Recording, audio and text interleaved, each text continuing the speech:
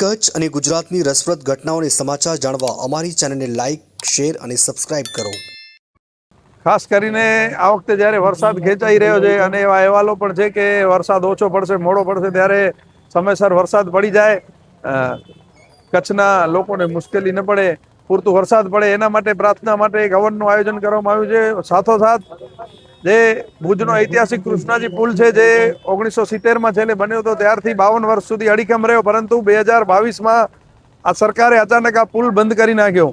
આજે 4 વર્ષ થઈ ગયા. ટ્રિપલ એન્જિન સરકારની વાતો કરતી આ ભારતીય જનતા પાર્ટી, જેની નગરપાલિકામાં શાસન ભાજપનું છે, સાંસદ ધારાસભ્ય એમના છે, રાજ્ય સરકાર, કેન્દ્ર સરકાર એમની છે, છતાંય પણ જો 4 વર્ષથી એક નાનકડા પુલનું નિર્માણ નથી થતું. આજે દુનિયા જ્યારે સમુદ્રમાંથી ટનલ બનાવી રહી છે, રસ્તા બનાવી રહી છે, ત્યારે આપણે એક નાના પુલનું નિર્માણ નથી કરી શકતા. આનાથી મોટી નાલેસી બીજી કોઈ હોય નહીં. આ ભાજપ માટે એક શરમજનક વાત છે. હવે આ હવનના માધ્યમથી અમે પ્રાર્થના કરીએ છીએ કે અમને સદબુદ્ધિ આવે, આ શાસકોને આ પુલનું તાત્કાલિક નિર્માણ કરવામાં આવે. જે ભુજના હજારો લોકો રોજ અહીંથી પસાર થાય છે, હજારો વાહનો અહીંથી પસાર થાય છે, એમને મુશ્કેલીઓ પડી રહી છે. વન વ્યવહારના લીધે નાના મોટા અકસ્માતો થાય છે. આ ભયજનક પરિસ્થિતિમાંથી લોકો બહાર નીકળે, આ પુલનું નિર્માણ થાય, ફરીથી ભુજના લોકો અહીંયાથી પસાર થતા થાય, એવી પ્રાર્થના સાથે શાસકોને સદબુદ્ધિ આવે એના માટે હવનનું આયોજન કરવામાં આવ્યું છે.